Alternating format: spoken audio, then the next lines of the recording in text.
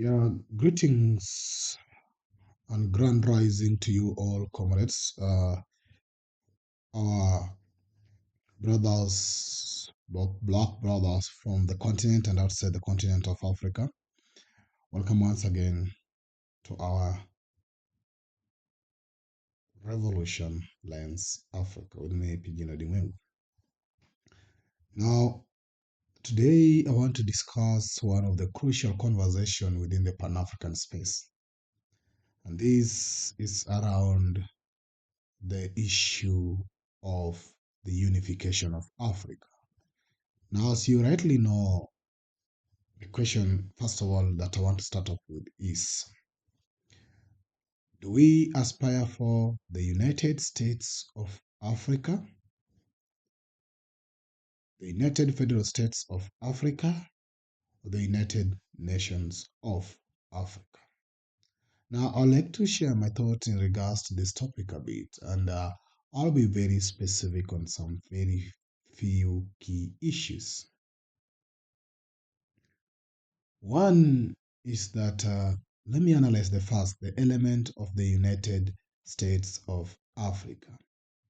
Now, the proponents of the United States of Africa, I know it was also propagated during the 1963 conference, OAU inaugural conference in Addis Ababa.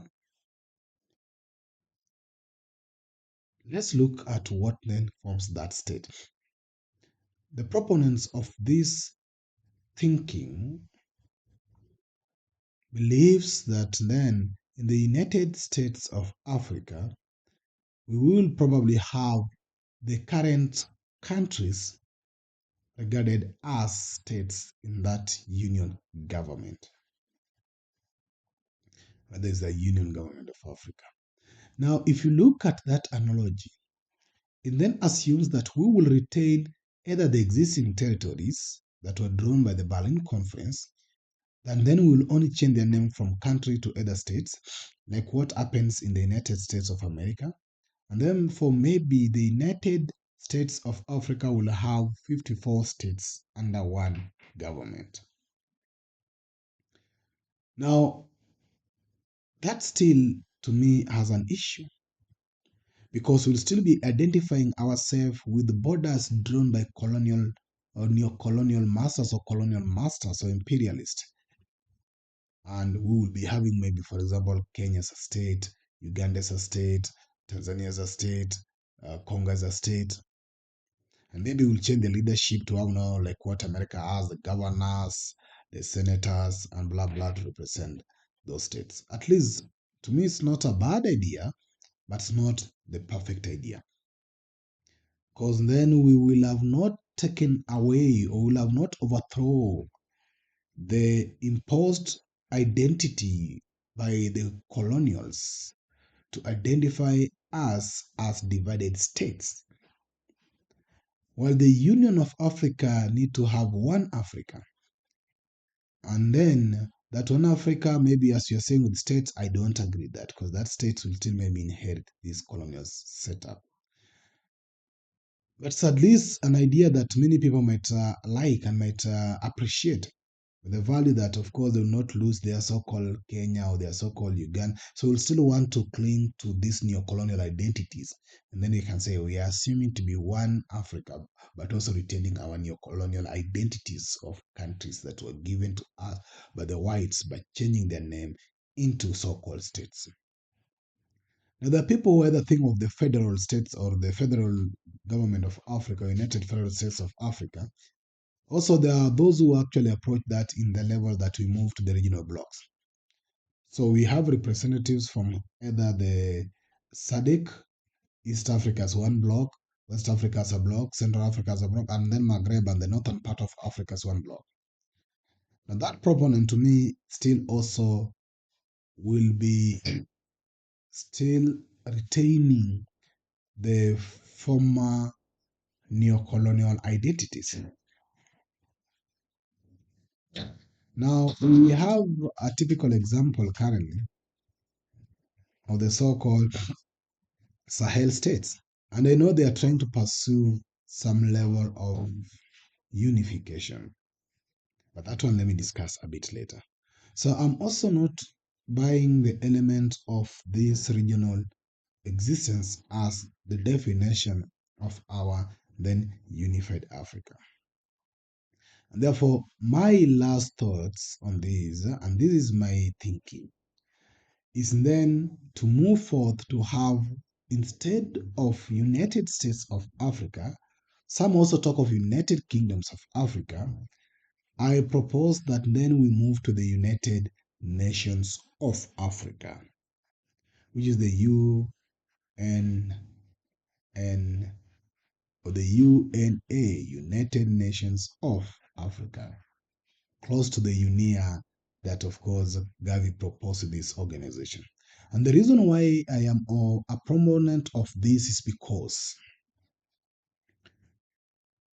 before African interaction with the West, Africa was made up of nations. These nations are literally what we today call tribes. And the white men were clever enough to retain the word nation to refer to their tribes, but to us, they call our nations tribes. And that they're very deliberate, because that before the impact or the contact of the colonial, the Western exploitation, or even the Arabic exploitation, uh, Africa existed as nations. We had either the Bantu nation with their own subsets, you can call them. We had the Nilotic nation with their own subsets, you can call them. You had the Cushitic, Afroasiatic, almost 7 to 8 big ethno-linguistic community. You can call them ethnics community or groupings. But then that is the element of nationhood.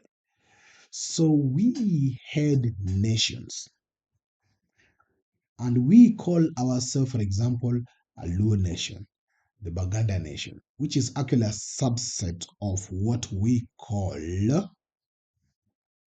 and as I've said, a subset of what we called, or what we are calling today, tribes. Now, when the colonial impact with Africa came in, they eroded our nationhood to these so-called states with the boundaries that were clearly designed to ensure that we are separated. And for example, you'll find that the border between Kenya and Uganda separates a Teso community in the other side and a Teso community in the other side. It separates some part of the Luya community in the other side, the Luya community in this side. The border between Kenya and Tanzania separates a nation of Maasai community in this side and the Maasai community in the other side. It separates the Luo community in this side and the Luo community in the other side. The border between Kenya and Somalia separates the Somalis in this side and the Somalis in the other side. And you can go on, not only in Kenya. In fact, if you go to Zambia, Zimbabwe, and Malawi, they're basically almost one community, separated, one nation, separated into so-called colonial territories. Look, for example, Burundi and Rwanda, one nation, almost separated.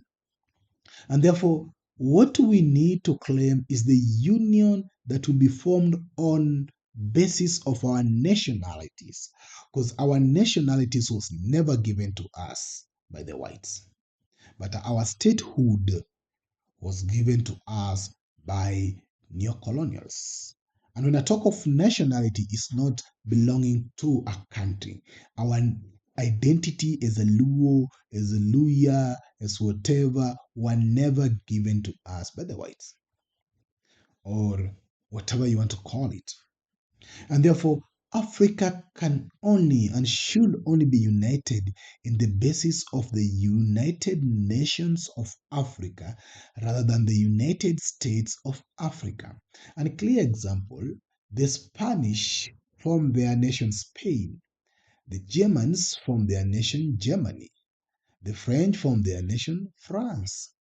And therefore, we can form our nations as a Luo nation. And then that union will bring forth the representatives of our nations sitting together in a council of elders, which the replica of today is more of the parliament. We need a council of elders in that so called the United Nations of Africa. And the council of elders will then make laws, policies on behalf of the continent. And therefore, we will practice our democracy, which is consensus building rather than the voting and election or the tyranny of number democracy. And that our leader of that United Nations of Africa will be selected based on our traditional basis of Africans leadership rather than the ballot system. And we will agree whether the leadership will have to rotate against or amongst the nations. So if maybe you move it upper to the Bantu nation, so if you have a Bantu leader as a leader of this so-called United Nations of Africa, after a period of time you move to the Nilot leader or the Luo leader or the Zulu leader, anywhere you want it. And that will be based on our tradition of leadership and democracy. And therefore, that's what I propose. I propose, and I'm a proponent of a United Nations of Africa rather than the United States of Africa or kingdoms of Africa. Because I don't also believe that the entire continent of Africa existed as a kingdoms before. Of course, we know notable kingdoms like the Kush kingdom. We know notable kingdoms, but not that the entire Africa had kingdoms. So I am proposing that we need to unite the people, not the neo-colonial boundaries. And when you unite the people, we will not draw boundaries. So there will be no existing boundaries. But when we try to bring or erase the boundaries by the neo-colonials without having a framework to unify the people rather than the content of the space, then we will not move to the proper direction. And therefore, I propose that we need to have a framework to unify the people. And therefore, our new, whether you want to call it nations, so instead of states, we have nations and maybe sub-nations. So we'll have maybe, for example, 7 nations: the Cushitic, the Nilotic, the Bantu, the Afroasiatic, the Nile River Basin, and all those other, around 7 to 8 of them. Then you can have maybe the sub-ethnic groups, which are about in thousands in Africa, and then form either what you call the states now, but you call them any other name you want to call them. So the Luo, the region, the Luya region, or the whatever you want to call it, then they also have their representative at some level. But you have an upper representative of the main big ethno-linguistic communities, which I call the nations. And that's what I'm talking about. So feel free to share your thoughts on this very important topic amongst the Pan-African today, the unification of Africa. Which way forward? I am for the United Nations of Africa. Please share what you are for and also share the basis of your reasoning. Thank you very much and have a lovely evening to you all, and day to anybody, and even tonight to those who are still sleeping.